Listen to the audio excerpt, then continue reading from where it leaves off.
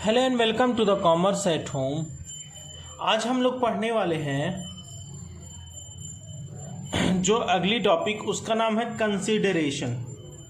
ये कंसीडरेशन का टॉपिक पढ़ने वाले हैं। ध्यान रखिएगा, हमने ऑफर पढ़ा और एसेंशियल एलिमेंट्स ऑफ ऑफर पढ़ा, उसके बाद एक्सेप्टेंस पढ़ा और एसेंशियल एलिमेंट्स ऑफ एक्सेप्टेंस पढ़ा। ठीक है, उसके बाद कम्युनिकेशन एंड रिवोकेशन, जो आखिरी वीडियो चौथी डली थी वो वीडियो थी communication of offer and acceptance. तो ऑफर एंड एक्सेप्टेंस की बातें हमारी कंप्लीट हो चुकी हैं। ऑफर को एक और नाम से बोलते हैं बेटा प्रपोजल। तो इसकी बात तो हो चुकी। अब हम लोग इससे ऊपर चलने वाले हैं कंसीडरेशन की तरफ। ठीक है, कंसीडरेशन जब हो जाएगा उसके बाद हम लोग बढ़ेंगे कॉन्ट्रैक्ट की तरफ। ठीक है, देखिए आपके सब्जेक्ट में जो बुक है, बुक में ऊपर से इस तरह से दिया हुआ है, या ये दिया है, फिर ये दिया, ऑफर दिया, फिर एक्सेप्टेंस दिया, तब कंसीडरेशन दिया। ठीक है, मैंने जो है घुमा के पढ़ा है। पहले ऑफर जान लीजिए, एक्सेप्टेंस जान लीजिए, फिर कंसीडरेशन जान लीजिए, तो आप आसानी से कॉन्ट्रैक्ट पूरी तरह समझ सकते हैं। ठीक है, तो चलते हैं अपने कंसीडरेशन की टॉपिक की तरफ। बहुत ही ज़्यादा इम्पॉर्टेंट है। इसको टेक्निकल लैंग्वेज में क्विड प्रो क्यू कहते हैं। Quid pro Q, something in return. क्या बोलते हैं? समथिंग इन रिटर्न, उसको बोला जाता है कंसीडरेशन। ठीक है, तो चलिए कंसीडरेशन की मीनिंग की तरफ बढ़ते हैं। Consideration is essential to form a contract. No consideration, no contract.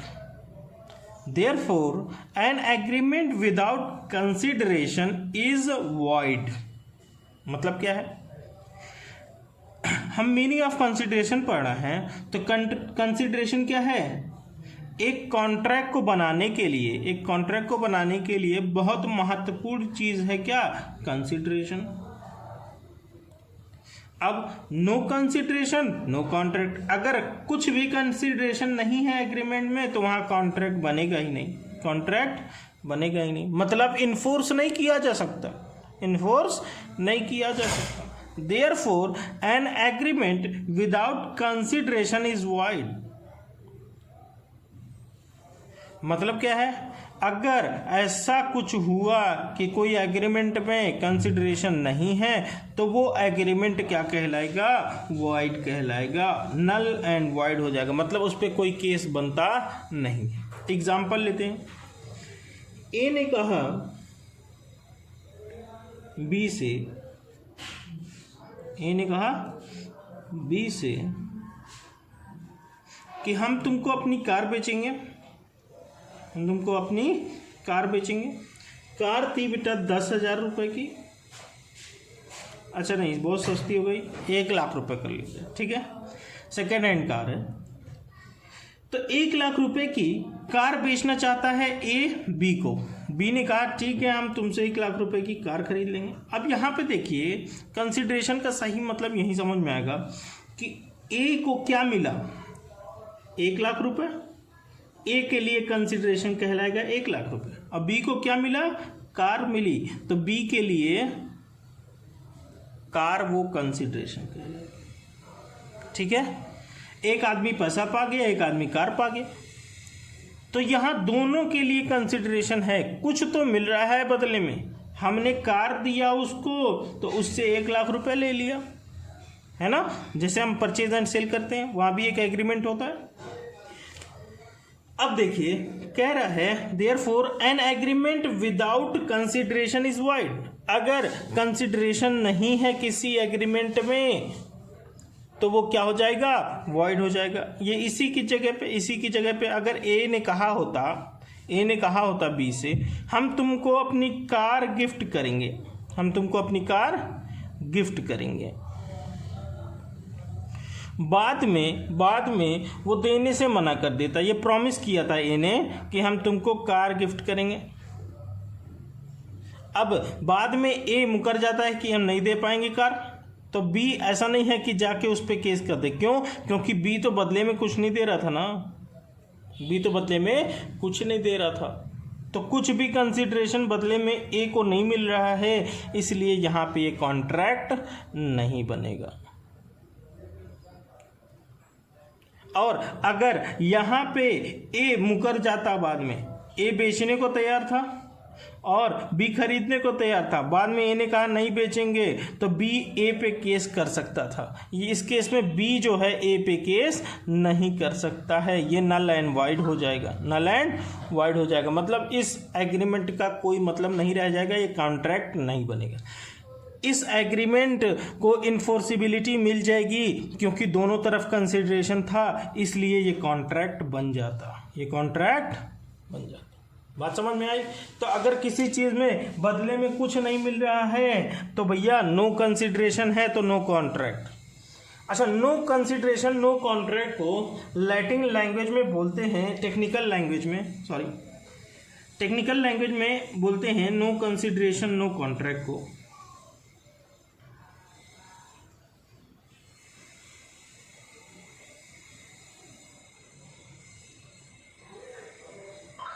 X न्यूडो पैक्टो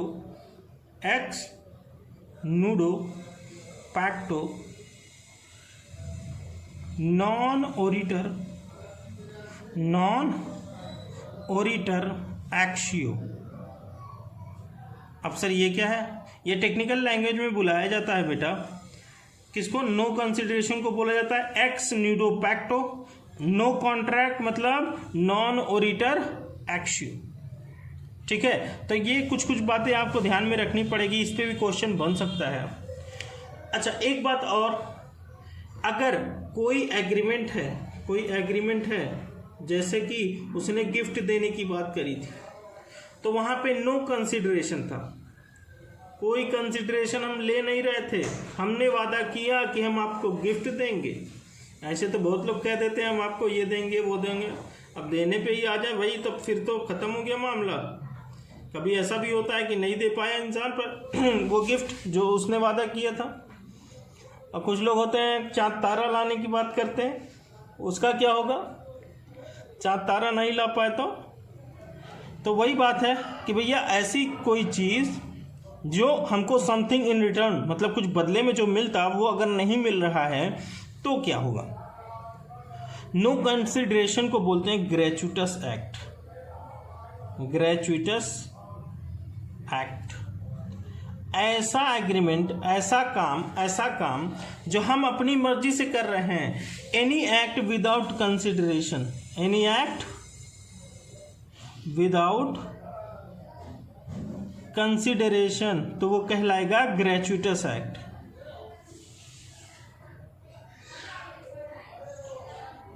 क्या कहलाएगा? ग्रेचुइटस एक्ट। मतलब हम अपनी मर्जी से कर, कोई उसमें जोर जबरदस्ती किसी की नहीं है, हम उसको अपनी मर्जी से गिफ्ट देना चाह रहे थे। ठीक है, तो वो क्या था? ग्रेचुइटस एक्ट था। क्या था? ग्रेचुइटस एक्ट। अच्छा, इस ग्रेचुइटस एक्ट को टेक्निकल नेम से जानते हैं न्यूडम पैक्टम। क्या बोलते हैं? न्यूडम पैक्टम।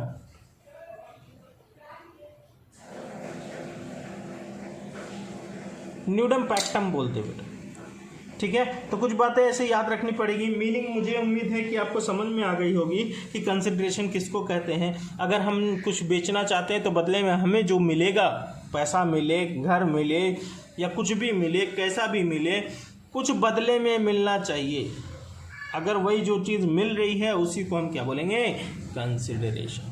ठीक है, अब कंसिडरेशन की मीनिंग समझ में आ गई है, तो उसके एसेंशियल एलिमेंट्स पे चलते हैं कि क्या क्या एक कंसिडरेशन में होना ज़रूरी है।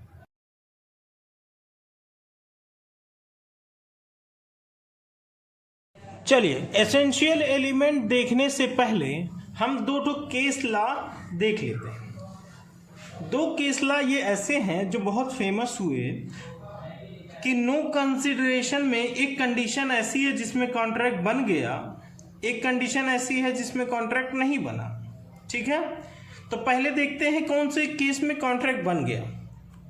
केदारनाथ वर्सेस गौरी मोहम्मद, ये 1886 में ऐसा केस हुआ था कि केदारनाथ ने केस किया था गौरी मोहम्मद पे कि गौरी मोहम्मद ने वादा किया है, टाउन हॉल में काम करते थे, गौरी मोहम्मद ने वादा किया था कि मैं आपको चैरिटी के रूप में कुछ डोनेशन दूंगा। केदारनाथ उनको फॉलो किया करते थे कि ये बड़े आदमी हैं, थोड़ा इनसे डोनेशन मांगा जाए तो मिल सकता है। तो गौरी मोहम्मद ने कह दिया ठीक है हम दे देंगे। फिर उसके बाद जब देने की बारी आई तो केदारनाथ गए इनके पास, बोला कि देखिए सर, हम टाउन हॉल के रेनोवेशन के लिए आपसे चंदा मांग रहे थे, आपने कहा था हम दे देंगे, टाउन हॉल का काम हमने शुरू करवा दिया था और वो लगभग टाउन हॉल का जितना भी काम था वो हम ख़त्म करवाने वाले हैं। ठीक है, केदारनाथ इन पे भरोसा किए कि ये बाद में पैसा हमको डोनेशन के रूप में दे देंगे। गौरी मोहम्मद देने से इनकार कर दिया, गौरी मोहम्मद ने देने से इनकार कर दिया, तो केदारनाथ ने केस कर दिया उनके ऊपर कि गौरी मोहम्मद ने वादा किया है और ये पैसा नहीं दे रहे। तो कोर्ट ने ये फैसला किया कि देखो गौरी मोहम्मद साहब, पहली बात केदारनाथ ने आपके ऊपर भरोसा किया था, उस भरोसे की वजह से उस केदारनाथ ने टाउन हॉल का तो रिपेयरिंग करवा दिया, बनवा दिया। अब आपके भरोसे के ऊपर उसने काम तो कर दिया है, तो ये बताइए पैसा इसको कौन भरेगा? पैसा आपको ही भरना पड़ेगा।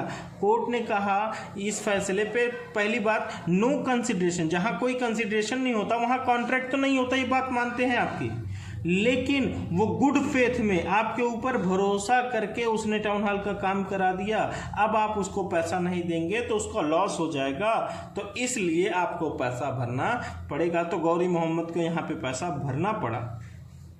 और बताइए गौरी मोहम्मद को बदले में कुछ मिला? बदले में कुछ नहीं मिला। तो इसलिए एक केस लॉ ये है कि इसमें इसको भरना पड़ा। लेकिन एक केस और है, अब्दुल अजीज वर्सेस मजूम अली। मजूम अली के ऊपर केस हुआ था। अब्दुल अजीज ने केस किया था कि एक मस्जिद है, इस मस्जिद की रिपेयरिंग रेनोवेशन का काम कराना है। ठीक है, तो मजूम अली ने चंदा देने का वादा किया और अब्दुल अजीज इंतजार कर रहा है, जब देने का वादा किया था तो ये देगा। अब्दुल अजीज गया इनके पास कि भैया पैसा आपने देने का वादा किया है। मजूम अली ने मना कर दिया कि हम नहीं दे पाएंगे। तो अब्दुल अजीज ने सोचा कि ये तो केदारनाथ वर्सेस गौरी मोहम्मद वाले का केस है, यहाँ तो हमको पैसा मिल ही जाएगा। हम चले गए कोर्ट, अब्दुल अजीज साहब चले गए कोर्ट। ठीक है, अब्दुल अजीज साहब जब कोर्ट चले गए तो कोर्ट ने ये फैसला किया कि देखो भैया पैसा नहीं मिल पाएगा। अब सर ये क्या बात हुई? एक केस में कह रहा है पैसा मिल जाएगा, एक केस में कह रहा है पैसा नहीं मिल पाएगा, तो ऐसा कैसे हो सकता है? इसमें क्या कहा था, अब्दुल अजीज ने रेनोवेशन का काम स्टार्ट नहीं किया था, इनके ऊपर अभी भरोसा नहीं किया था पूरी तरह से, और कोई भी काम अपनी तरफ से कोई खर्चा रिपेयरिंग का उसने कराया नहीं था। तो मजूम अली को कोई भी पैसा देने की ज़रूरत नहीं पड़ी। 1886 में ये केस हुआ था। 1886 के बाद 1914 में ये केस हुआ था। जजमेंट 1914 में आया था, इसका जजमेंट 1886 में आया था। ठीक है, तो इस केस में उनको पैसा देना पड़ा था क्योंकि वो गुड फेथ में वो भरोसा कर लिया था उनके ऊपर, और यहाँ पे उन्होंने खर्चा कुछ भी नहीं किया था, मतलब इन्होंने इसके ऊपर भरोसा पूरी तरह से नहीं किया था। रिपेयरिंग का काम जो है अभी मस्जिद का शुरू नहीं हुआ था, इसलिए मजूम अली को कोई पैसा देने की ज़रूरत नहीं पड़ी। जो केस करता है वो कहलाता है प्लेंटिफ, और यहाँ पे जो बचाव पक्ष होता है उसको बोलते हैं डिफेंडेंट। तो यहाँ डिफेंडेंट को कोई पैसा देने की ज़रूरत नहीं पड़ी थी। ठीक है,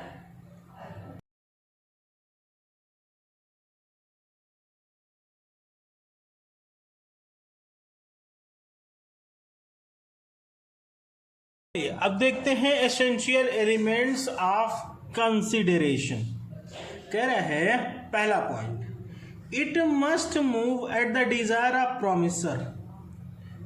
अच्छा एक बात बता, मान लो एक पार्टी है एक्स, एक पार्टी है वाई, तो एक्स इसमें जो है प्रोमिसर, वाई इसमें जो है प्रोमिसी। ठीक है, अब देखिए एक्स ने अपनी कार खड़ी करी, अपनी कार खड़ी करी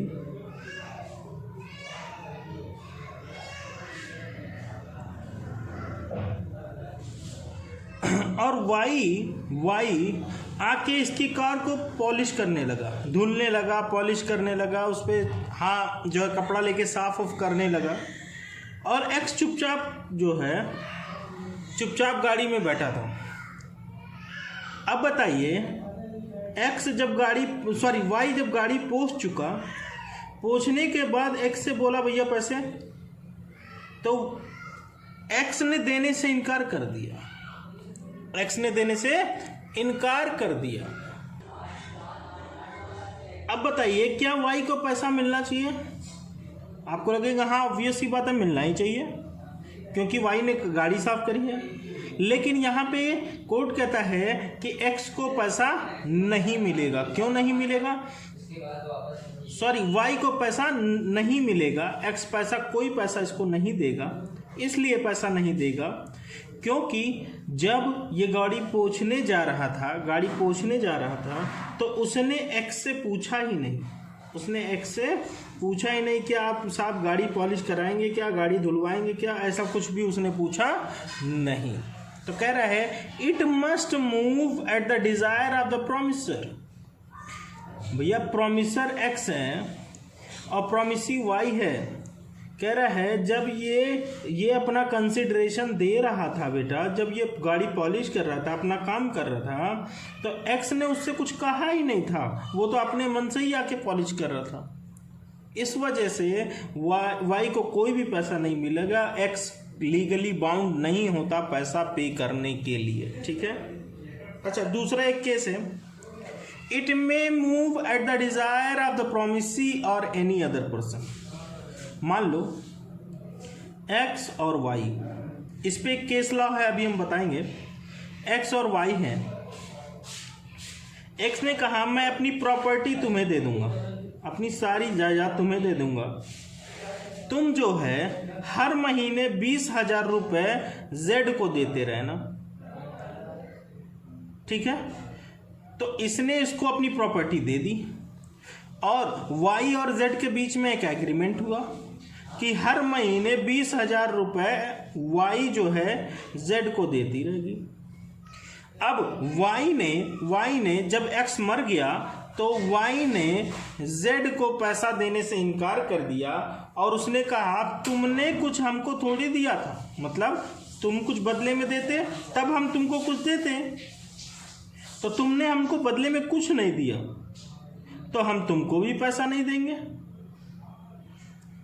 अब एक्स तो मर चुका है, वो तो आ नहीं सकता, तो जेड चला गया, केस कर दिया। ठीक है, रमैया, इस पे एक केस लॉ है चिनैया वर्सेस रमैया। चिनैया ने केस किया था कि भैया हमको पैसे नहीं दे रहा, कौन? रमैया। ठीक है, रमैया जो है उसको पैसा नहीं दे रहा है। तो ऐसा था कि एक्स एक आदमी था, उसकी बेटी थी रमैया। ठीक, RAY हमने लिख दिया, रमैया उसकी बेटी थी। एक्स ने कहा रमैया से मैं तुमको अपनी प्रॉपर्टी दे देता हूँ, तुम अपने अंकल को हर महीने 20,000 रुपये देती रहना। अब क्या हुआ उसने पैसा देने से इनकार कर दिया। पैसा देने से इनकार करने के बाद चिनैया गया, जो अंकल था चिनैया गया, केस कर दिया रमैया के ऊपर कि वो रमैया पैसे नहीं दे रहा। ठीक है, अब कोर्ट ने कहा तुमको पैसे देना पड़ेगा क्योंकि तुमको कंसिडरेशन मिल चुका है पहले ही, पास्ट कंसिडरेशन। आगे हम लोग पढ़ेंगे प्रेजेंट, पास्ट और फ्यूचर। कंसिडरेशन तीनों तरह का हो सकता है। अच्छा, तीसरी बात, consideration need not be adequate. Adequate मतलब होता है सफिशियंट। देखिए, कंसिडरेशन का मतलब क्या था, समथिंग इन रिटर्न, कुछ तो बदले में मिलना चाहिए। मान लो एक आदमी है एक्स, एक आदमी है वाई। एक्स ने कहा मैं अपना स्कूल तुम्हारे नाम कर दूंगा, तुम हमको 10,000 रुपये दे दो। मतलब वाई 10,000 रुपये देगा और ये पूरा अपना स्कूल की प्रॉपर्टी इसको दे रहा। बताइए क्या स्कूल 10,000 रुपये का होगा? स्कूल 10,000 रुपये का तो नहीं होगा, है ना। 20-25 लाख 30 लाख, कम से कम जितनी प्रॉपर्टी उसकी होगी उसका तो दाम होना चाहिए। 10,000 रुपये में क्या बेंच भी आएगी उतनी जिससे स्कूल चल सके? ऐसा नहीं होता। तो कह रहा है कुछ तो बदले में होना चाहिए। मान लो स्कूल की वैल्यू थी 1 करोड़, लेकिन वो अगर तैयार है अपनी मर्जी से देने के लिए 10,000 रुपये में, तो वो बिल्कुल दे सकता है, कोई दिक्कत नहीं है, लेकिन वो अपनी मर्जी से तैयार होना चाहिए। ठीक है। अच्छा, अगला है मस्ट बी लीगल। ये 6वां पॉइंट था लेकिन मैंने यहीं लिख दिया, मस्ट बी लीगल। कंसिडरेशन कह रहा है कंसिडरेशन लीगल होना चाहिए। मान लो हमने कहा हम तुम्हें पैसा देंगे, ए ने कहा बी से, एक्स वाई बहुत हो गया, ए ने कहा बी से हम तुमको पैसा देंगे 1 लाख रुपए, तुम सी का मर्डर कर दो, सी का मर्डर कर दो। बताइए जो बी ए के लिए कर रहा है क्या वो लीगल कंसिडरेशन होगा? मर्डर करना लीगल नहीं होगा, तो ये लीगल कंसिडरेशन नहीं है, इसलिए वैलिड कंसिडरेशन ना होने की वजह से वो क्या बन जाएगा?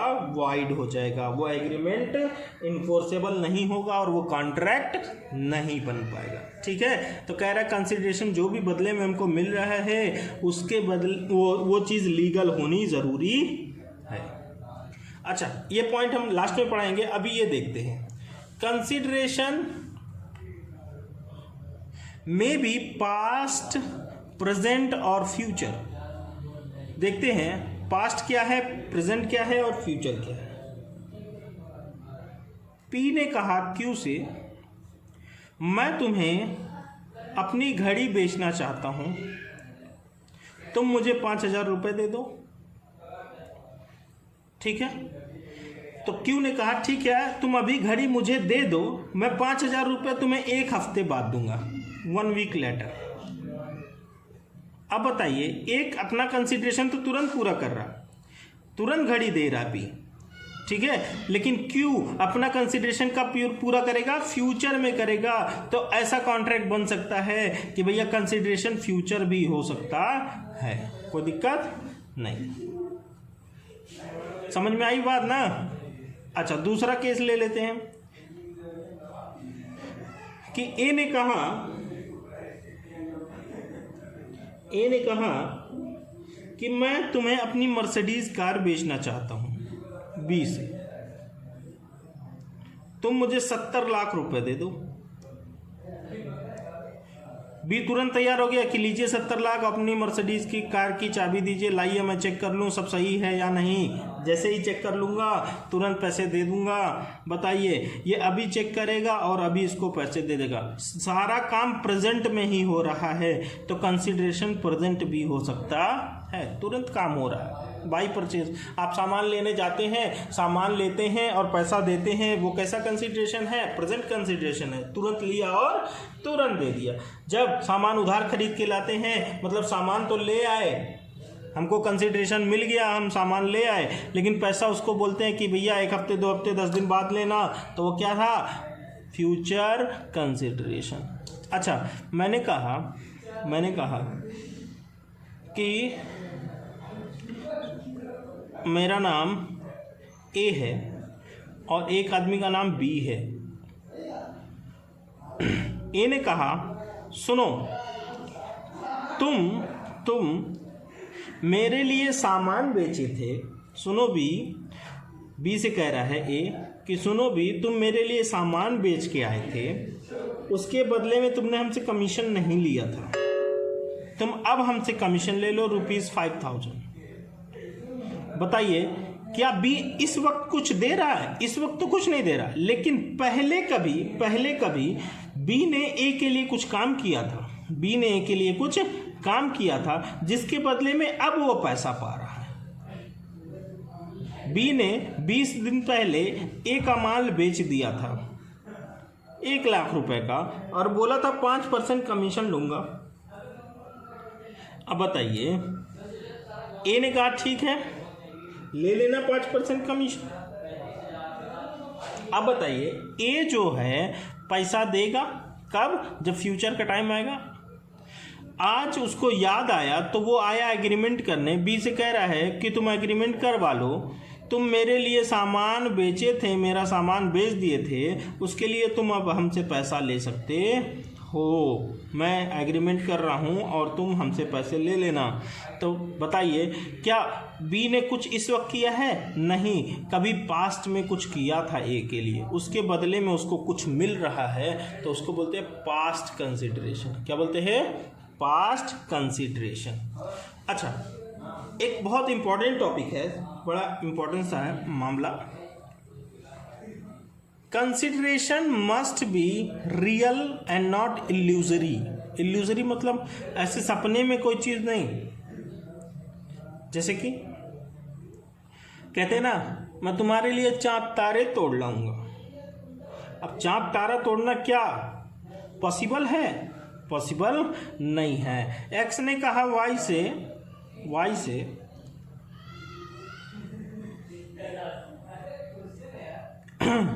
कि मैं तुम्हें एक घोड़ा हॉर्स दूंगा जिसके पंख होंगे, जो उड़ सकेगा, तुम मुझे 5 करोड़ रुपए दो तो मैं तुम्हें हॉर्स दूंगा। तो बताइए क्या ये एग्रीमेंट बनेगा? नहीं, ये एग्रीमेंट वाइड एब इनिशियो कहलाएगा। Wide from very beginning, wide एब इनिशियो मतलब इनिशियल, शुरू से ही ये एग्रीमेंट वाइड है, शुरू से ही वाइड फ्रॉम वेरी बिगिनिंग। जब से एग्रीमेंट होना शुरू हुआ था, जब इसने कहा मैं तुमको ऐसा घोड़ा दूंगा जिसके पंख होंगे, जो उड़ सकेगा। बताइए घोड़ा उड़ सकता है? नहीं, ऐसा कुछ भी होना नहीं चाहिए। बताइए कोई सेंस है इस बात की? कोई सेंस नहीं भाई। हम जानते हैं बेटा आप समझते हैं इस बात को, लेकिन लड़कियां नहीं समझती हो। लड़के कहते हैं कि मैं तुम्हारे लिए चांद तारे तोड़ लाऊंगा, लड़कियां मान लेती हैं तुरंत, है ना। और बेबी मेरा सोना, सब निकल जाता उनसे। आगे चलते हैं। खैर मजाक की बात थी, सीरियस मत होइएगा। हो सकता है कोई लड़की भी देख रही हो, तो आप भी बेटा बुरा नहीं मारिए। आप लोग के हंसाने के लिए बोला जाता है ये सब। आगे चलते हैं। Performance of what one is legally bound to perform. कह रहा है ऐसा काम जो पहले से उसकी जिम्मेदारी थी करने की। जैसे कि मान लो एक डॉक्टर है, उसके पास एक पेशेंट आया, उसने कहा कि भैया मैं मरने वाला हूं, मेरी जान बचा लो। ठीक है, उसके साथ एक्स एक और लड़का था, पेशेंट को लेके आया और बोला भैया इसकी जान बचा लो। तो इसने कहा फीस लगेगी 5 लाख रुपए, तब हम इसका ऑपरेशन करेंगे और हम इसको बचा सकते हैं, कोई दिक्कत नहीं। जैसे ही ऑपरेशन थिएटर में गया पेशेंट, एक्स ने कहा मैं तुमको 1 लाख रुपए और दूंगा अगर तुमने सक्सेसफुल ऑपरेशन कर दिया तो। ठीक है, अब बताइए, पहली बात, डॉक्टर तो पहले से ही जिम्मेदार है सक्सेसफुल ऑपरेशन करने के लिए। जितना उसकी फीस थी वो उतने में ही उस डॉक्टर की जिम्मेदारी बनती है कि वो ऑपरेशन को सक्सेसफुल करे। तो कह रहा है performance of what one is legally bound to perform. Doctor पहले से ही जिम्मेदार है, बाउंड है, उस चीज के लिए बाध्य है कि वो परफॉर्म अच्छे से करे। उसके लिए कुछ एक्स्ट्रा चार्ज जो देने को तैयार है वो ज़रूरी नहीं है। एक्स का मन करेगा तो देगा। फ्यूचर में डॉक्टर साहब एक्स के ऊपर केस नहीं कर सकते कि भैया तुमने तो कहा था 1 लाख रुपए देने के लिए, लेकिन उसको कुछ मिलेगा नहीं। क्यों नहीं मिलेगा? क्योंकि तुम्हारी जिम्मेदारी तो पहले से ही बन रही थी। इस 5 लाख रुपए जो तुम मांगे थे फीस का, वो सर्जरी का, उसमें ही तुम्हारी जिम्मेदारी बनती थी कि तुम उस ऑपरेशन को सक्सेसफुल करो। लेकिन तुम जो है, तुमसे कहा गया एक्स के द्वारा, तो अब एक्स की मर्जी होगी, अपनी खुशी से देना चाहे तो दे सकता है, ना देना चाहे तो नहीं देगा। ये इतने के लिए अगर कोई एग्रीमेंट हुआ है, एक्स ने कहा मुझसे एग्रीमेंट कर लो 1 लाख रुपए और दूंगा, तो ये एग्रीमेंट वाइड हो जाएगा। ये एग्रीमेंट क्या हो जाएगा? वाइड हो जाएगा। क्यों? क्योंकि वो 5 लाख रुपए में ये एग्रीमेंट उसके साथ लीगल कहलाएगा। वो 5 लाख रुपए ले सकता है, वो 5 लाख रुपए बिल्कुल ले सकता है डॉक्टर, वो लीगल एग्रीमेंट कहलाएगा। लेकिन ये 1 लाख रुपए जो एक्स्ट्रा है वो वाइड कहलाएगा। ठीक है, तो ये थे कुछ एसेंशियल एलिमेंट्स ऑफ कंसीडरेशन। अब देखिए, कंसीडरेशन में एक्सेप्शन बचा हुआ है। एक्सेप्शन हम लोग पार्ट 2 में देखेंगे, कंसीडरेशन के नेक्स्ट वीडियो में। ठीक है, तो कंसीडरेशन अगली वीडियो में ख़त्म हो जाएगा, तब हम पहुँचेंगे कहाँ पे? कॉन्ट्रैक्ट पे। Okay, good luck. आप लोग देखते रहिए, और पसंद आए तो लाइक करिए, शेयर करिए, ताकि आपके दोस्तों तक ये वीडियो पहुंच सके और वो भी आप ही की तरह ऑब्जेक्टिव एग्ज़ाम में बेटर परफॉर्म कर पाए। ठीक है, गुड लक।